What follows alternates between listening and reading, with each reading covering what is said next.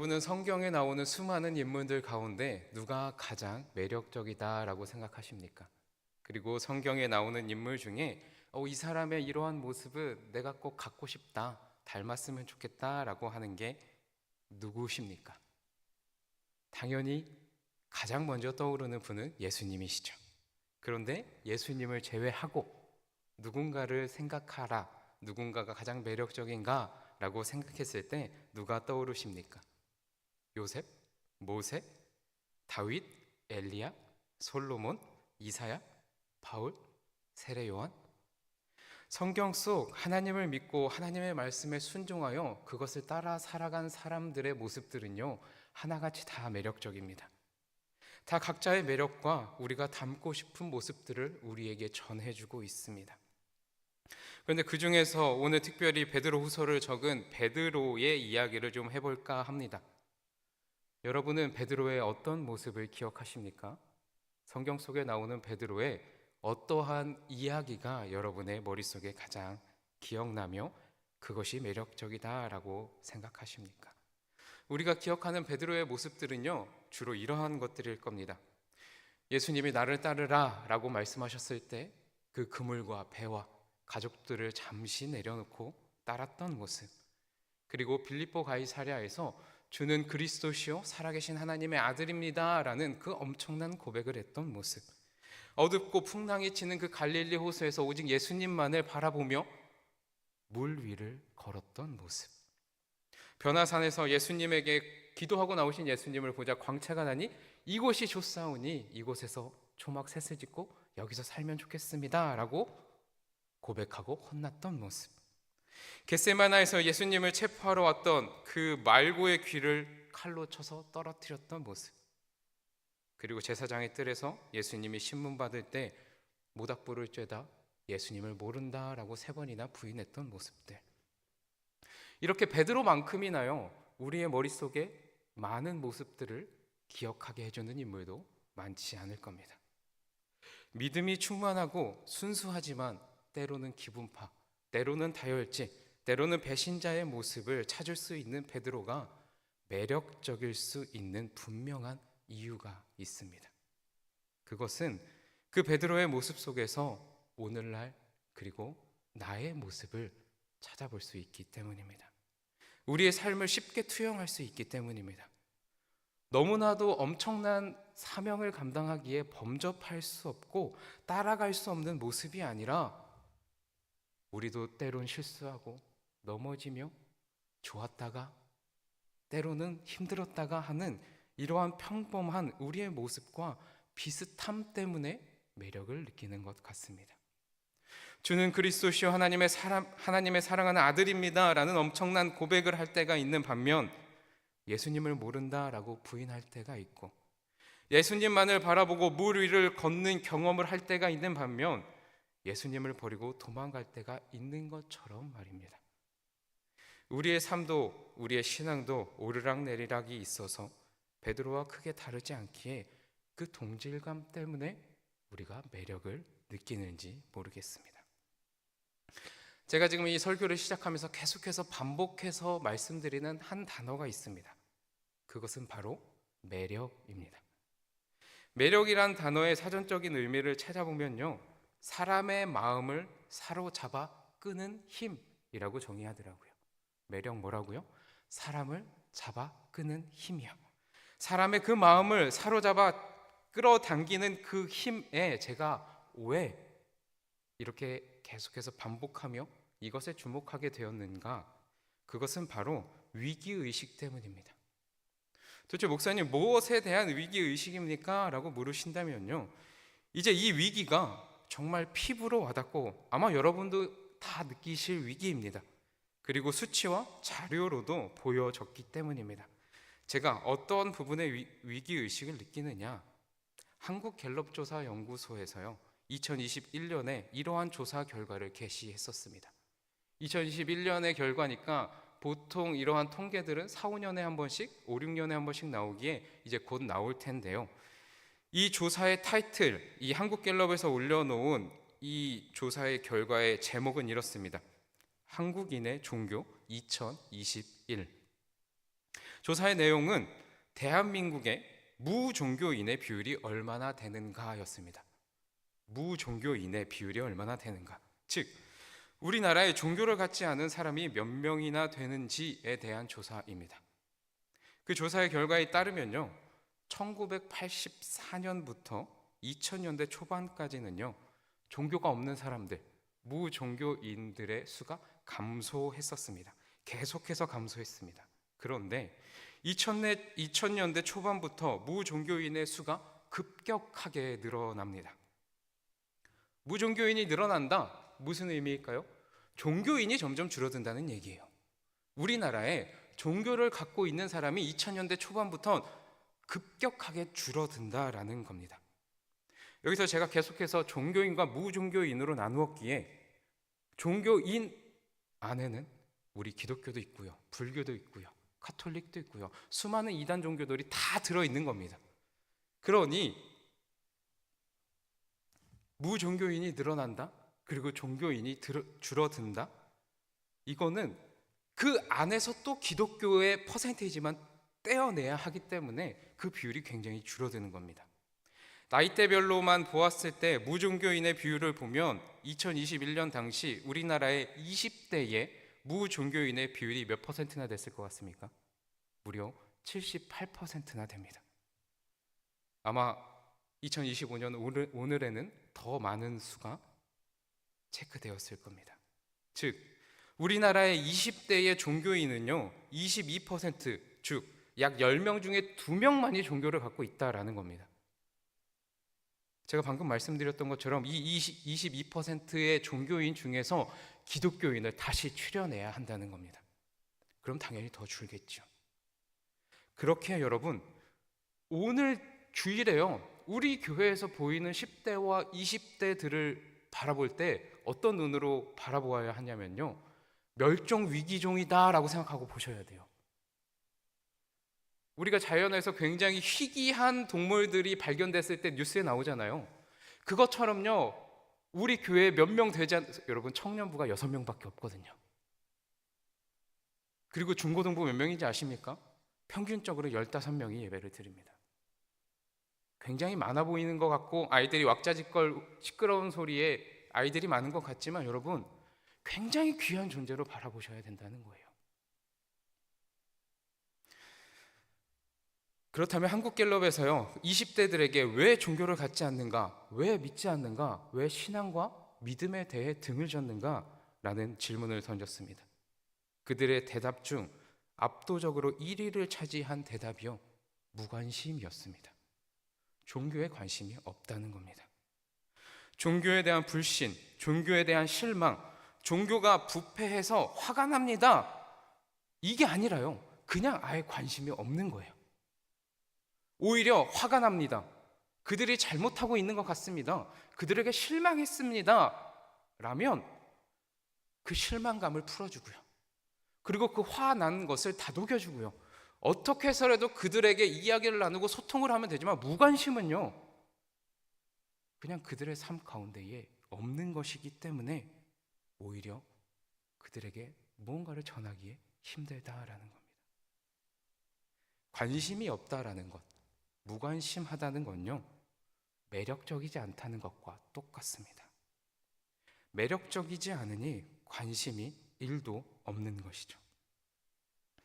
이미 2000년대 초반 그러한 흐름이 있었는데 여러분도 잘 알다시피 코로나19 팬데믹으로 인해 20대뿐만 아니라 전 연령에서 탈종교화 현상이 급격하게 일어나고 있습니다. 우리 교회도 경험하셨잖아요. 코로나 이전에는 1부, 2부 예배가 다 가득 찼다면서요. 근데 지금 코로나 이후에 1부는 한 반 정도만 차고 그래도 2부 예배는 저희가 많이 가득 차죠. 우리도 이미 경험하고 있지 않습니까? 위기의식 느끼고 계십니까? 그러나 이러한 탈종교화 현상 가운데서 교회가 매력이 넘친다면요, 사람을 끌어당길 만큼 힘이 있다면 무관심할까요? 여러분들 뉴스를 보셔서 아시겠지만 동방의 작은 나라 이 대한민국의 문화 콘텐츠가 오늘날 전 세계를 열광시키고 있습니다. 왜요? 매력적이니까요. 불과 5, 6년 전만 해도요, 제가 유럽에 있을 때에 유럽의 일반 사람들은요, 대한민국이 어디에 붙어 있는지도 몰랐습니다. 기껏 알아야 서울 정도. 안녕이라는 인사 대신 곤니찌아와 니아오로 동양인에게 먼저 인사했었습니다. 그러나 지금 유럽의 젊은이들은요, 한국 사람을 정확하게 구별해냅니다. 그리고 안녕하세요라고 먼저 인사를 건넵니다. 왜요? 한국의 문화가, 한국의 콘텐츠들이 매력적이니까요. 그래서 그 매력적인 콘텐츠들을 통해 대한민국을 바라봤기 때문입니다. 그래서 관심을 갖고 그것을 알고자 더 가까이 했기 때문입니다. 여러분, 길가에 굴러다니는 돌은 우리를 끌어당기지 않습니다. 끌어당기지 못합니다. 그러나 꽃은요, 단풍은요, 봄에 피는 아름다운 벚꽃은요, 사람들을 불러 모읍니다. 그리고 가을의 단풍은요, 사람들을 불러 모읍니다. 우리가 꽃과 단풍에는 무관심하지 않습니다. 돌과 달리 꽃과 단풍은 매력적이기 때문에 분명히 끌어당기는 힘이 있어서 관심을 받습니다. 제가 계속해서 이런 말을 하고 있기에 자칫 오해하시면 안 됩니다. 그렇다면 무종교인이 늘어나고 탈종교화 현상이 있기 때문에 하나님이 매력적이지 않은 겁니까? 그것을 말하고 싶으신 겁니까? 라고 물으실 수 있습니다. 아니요. 하나님이 매력적이지 않아서 탈종교화 현상 가운데 기독교가 있다라고 말하는 것이 아닙니다. 삼위일체 하나님은 태초부터, 아니 그 이전부터 지금까지, 그리고 앞으로도 그 무엇과 그 어떠한 존재보다도 매력적이신 분이 하나님입니다. 여러분, 금 매력적이죠? 금 좋아하시죠? 왜 금이 매력적일까요? 왜 금이 귀하게 여김받을까요? 그 양이 한정적이기 때문입니다. 지금까지 인류가 발굴한 금의 양이 약 15만 톤 정도라고 합니다. 그리고 앞으로 더 채굴할 수 있는 양이 약 5에서 6만 톤 정도밖에 남지 않았다고 합니다. 그러니 여러분, 지금 금값이 천정부지로 올라가고 있죠. 제 기억에요, 누구네 집에 돌잔치다라고 하면 그냥 손쉽게 금방에 가서 돌반지 하나씩 사서 이렇게 선물했던 것 같아요. 근데 지금 감히 오히려 봉투를 하나씩 드리죠. 그것처럼 금값이 이렇게 올라가는데, 단지 금이 양이 한정적이기 때문에 귀한 걸까요? 아니요. 더 중요한 것은요, 금이 변하지 않기 때문입니다. 금은 어떠한 화학 반응에도 잘 반응하지 않고 그 고유의 모습을 계속해서 변하지 않고 갖고 있기 때문입니다. 금이 귀한 것은 한정적인 양뿐만 아니라 변하지 않기 때문입니다. 그렇게 여러분, 하나님은 변하지 않으십니다. 기독교 진리는 변하지 않습니다. 복음도 변하지 않습니다. 하나님은 감히 우리가 판단하지 못할 만큼 매력적이십니다. 금보다 당연히 하나님이 매력적이시죠. 그렇다면 기독교가 무관심 받게 된 가장 큰 요인은 무엇이라고 생각하십니까? 바로 우리가, 그리스도인들이 매력이 없기 때문입니다. 저를 포함한 우리가요. 하나님이 매력적이지 않아서가 아니라 우리가 매력적이지 않아서입니다. 아니요, 저는 충분히 매력적인데요 라고 말씀하실 수 있습니다. 제가 말씀드리는 이 매력은요, 세상적인 매력을 말씀드리는 것이 아닙니다. 매력적인 음악 소리가 들리고 있습니다. 핸드폰은요, 예배 시간에 진동으로 해주시고요. 괜찮습니다. 바로 우리가 매력적이지 않기 때문입니다. 세상은 교회와 그리스도인들을 통해 예수님과 하나님을 봅니다. 세상은 누구를 통해 하나님을 본다고요? 우리를 통해 하나님과 예수님을 봅니다. 우리를 통해 삼위일체 하나님의 매력을 느끼고 보아야 하는데, 우리가 매력적이지 않아서 세상이 하나님을 보지 못하기 때문입니다. 그렇다면 우리는 어떻게 매력적일 수 있을까요? 돈이 많아서, 아름다운 외모로, 뛰어난 언변으로, 남들이 갖고 있지 못한 재능으로, 베드로가 매력적이다라고 했던, 그리고 제가 베드로가 왜 매력적인지에 대해서 어떻게 매력적일 수 있는지를 오늘 말씀에서 찾아보길 소망합니다. 여러분, 우리가 매력적이기 위해선 이것이 필요한데요. 그리스도인의 매력은 먼저 삼위일체 하나님을 제대로 경험하고 아는 것부터 시작입니다. 그리스도인의 매력의 기본 전제, 성부, 성자, 성령 하나님을 진짜로 경험하는 것입니다. 복음서를 통해 우리가 기억하는 대부분의 베드로의 모습들은요, 삼위일체 하나님을 다 경험하지 못했을 때예요. 베드로가 보여주었던 연약한 모습들, 그것은 다 아직 온전한 삼위일체 하나님을 경험하지 못했을 때라는 겁니다. 먼저 베드로는요, 유대인이었기에 창조주 하나님, 성부 하나님에 대해 알았습니다. 그리고 두 번째, 모든 것을 내려놓고 예수님의 부름에 따르며 예수님과 동거동락하며 성자 하나님, 예수님이 구원자라는 것을 배웠고 들었습니다. 여기까지만 알았던 베드로였기에, 아직 예수님의 모든 사역을 다 보지 못했기에 베드로는 예수님께 꾸중을 듣기도 했고요, 예수님을 3번 부인하고 도망도 갔던 겁니다. 그러나 십자가에서 죽으신 예수님, 그리고 부활하신 예수님을 경험하고 마지막 마가의 다락방에서 성령 하나님, 보혜사를 알고 경험한 후에서는 완전히 달라진 모습을 우리는 알고 있습니다. 베드로가 성부 하나님, 성자 하나님, 성령 하나님을 다 경험하고 나서 보여준 모습은 너무나도 놀랍습니다. 그 도망갔던, 그 다혈질이었던, 그리고 배신자였던 베드로는 온데간데 없고 매력적인 사람이 되어 베드로가 솔로몬 행각에서 소리치며 설교할 때, 복음을 전했을 때 무려 5,000명이나 그 자리에서 회개하고 그리스도인이 되지 않았습니까? 베드로의 매력의 시작은요, 그리스도인의 매력의 전제 조건은 성부, 성자, 성령 하나님을 온전히 아는 것으로부터 시작입니다. 베드로의 외모가 바뀌었겠습니까? 베드로가 부자가 됐겠습니까? 아니면 특별한 재능과 묘기를 부렸습니까? 아니요. 온전히 삼위일체 하나님을 경험하고 확신함으로 주님을 닮은 매력으로 작은 예수가 되었기 때문에 사람들을 끌어당긴 것입니다. 가장 매력적인 복음을 이제는 있는 그대로 전했기 때문입니다. 그래서 우리의 매력의 시작은요, 삼위일체 하나님을 온전히 다 알므로 시작됩니다. 이 자리에 있는 우리는 삼위일체 하나님을 다 압니다. 삼위일체 하나님을 믿으시죠? 하나님이 세상을 창조하셨다는 것을 믿습니다. 예수님의 십자가와 부활을 기억하고 기념합니다. 언제나 우리 옆에 계신 성령님을 느끼고 있습니다. 그렇다면 우리는 매력적일 수 있는 그리스도인의 전제 조건을 갖추었습니다. 자격을 갖춘 우리는 오늘 베드로후서의 말씀 속에서 구체적으로 그리스도인의 매력을 찾을 수 있습니다. 우리 4절 말씀을 한 목소리로 함께 읽겠습니다. 4절 말씀 한 목소리로 함께 읽습니다. 시작. 이로써 그 보배롭고 지극히 큰 약속을 우리에게 주사 이 약속으로 말미암아 너희가 정욕 때문에 세상에서 썩어질 것을 피하여 신성한 성품에 참여하는 자가 되게 하려 하셨느니라. 아멘. 제가 이 말씀을 새번역 성경으로 다시 한번 읽어드리겠습니다. 그는 이 영광과 덕으로 귀중하고 아주 위대한 약속들을 우리에게 주셨습니다. 그것은 이 약속들로 말미암아 여러분이 세상에서 정욕 때문에 부패하는 사람이 되는 것이 아니라 하나님의 성품에 참여하는 사람이 되게 하시려는 것입니다. 아멘.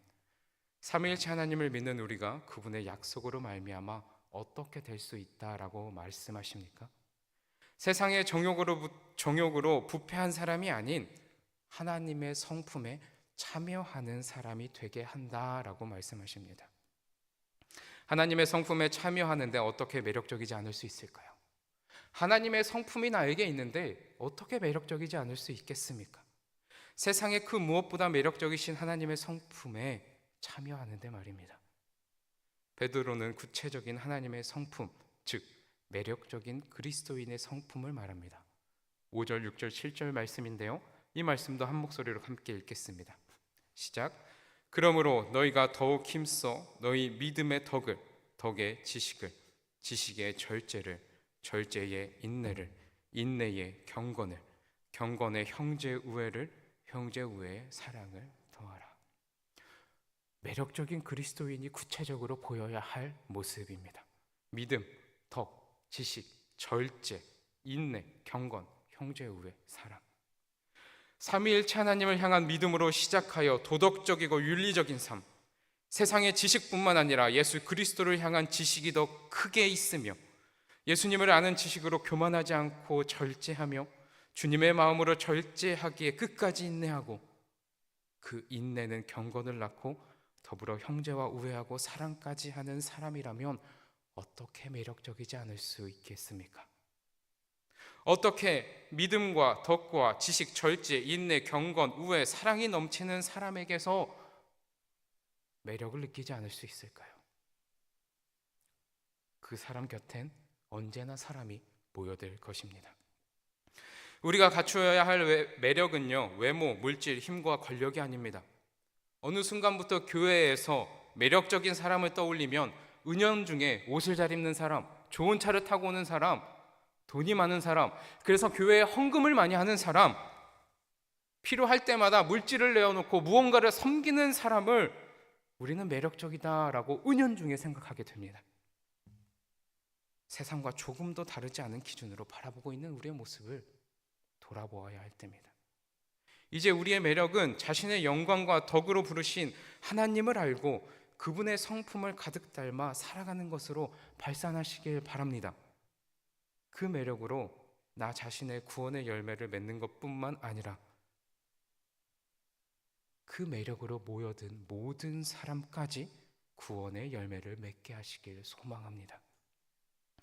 사랑하는 성도 여러분, 여러분은 지금 믿음, 덕, 지식, 절제, 인내, 경건, 형제 우애, 사랑 중 어디쯤에 계십니까? 어디쯤에 나의 매력이 쌓아져 가고 계십니까? 예수님을 믿음으로 삶 속에서 도덕적인 윤리적인 삶을 살고 계십니까? 삼위일체 하나님에 대한 지식을 쌓고 계십니까? 계속해서 쌓여가야 할 그리스도인의 매력이 여러분에겐 얼마나 커져가고 있으십니까? 그리스도인이라 말하지만 믿음이 없고 덕이 없으며 지식이 없고 절제와 인내가 경건과 우애와 사랑이 없다면 세상은 도저히 우리와 교회에게 매력을 찾지 못하고 계속해서 우리를 향한 무관심만이 늘어나게 될 것입니다. 그 무관심은요, 우리가 매력적이지 않아서 누군가가 하나님에 대해, 교회에 대해, 예배에 대해 더 이상 무관심하게 된다면 내가 아무리 구원받았다라고 하지만 내가 매력이 없고 내가 누군가에게 무관심하게 만들어서 그가 구원받지 못한다면 여러분, 나는 제대로 구원받았다라고 말할 수 있겠습니까? 나의 구원은 완성되어 간다라고 말씀할 자신 있으십니까? 나 때문에 누군가가 교회에 무관심하고 나 때문에 다음 세대가 더 이상 교회에 오고 싶지 않다라고 말한다면 누군가의 구원을 가로막고 있는 존재가 나라면 아무리 이곳에서 깨끗한 옷을 입고 예배드리고 있다 해도 과연 나는 구원받았는가? 온전한 구원을 이루어 가고 있는가? 표대를 향하여 하나님이 부르신 그 상을 향해 온전히 잘 가고 있는 존재인가 돌아보아야 할 때입니다. 그 누구보다 매력적인 그리스도인이 되기 위해 기도하고 노력하는 우리가 되길 소망합니다. 믿음을 점검으로 시작하여 오늘 베드로후서 1장 5절에서 7절에 나온 이 8가지의 매력을 풍성히 품고 있는 우리가 되길 소망합니다. 그러기에 마지막으로 이 3가지의 질문을 던지려고 합니다. 하나님께서 모든 만물을 창조하셨음을 믿으십니까? 모든 것을 버리고 예수님을 따를 수 있으십니까? 지금 내 옆에 하나님이 계심을 경험하며 살아가고 계십니까? 이 3가지 질문에 제대로 답할 수 있다면 여러분은 그 누구보다 매력적인 사람이십니다. 그 누구보다 매력적일 수 있는 사람입니다. 매력적인 그리스도인이 되어 세상의 무관심을 하나님의 영광으로 바꾸는 귀한 사람들이 되시길 주님의 이름으로 기원합니다.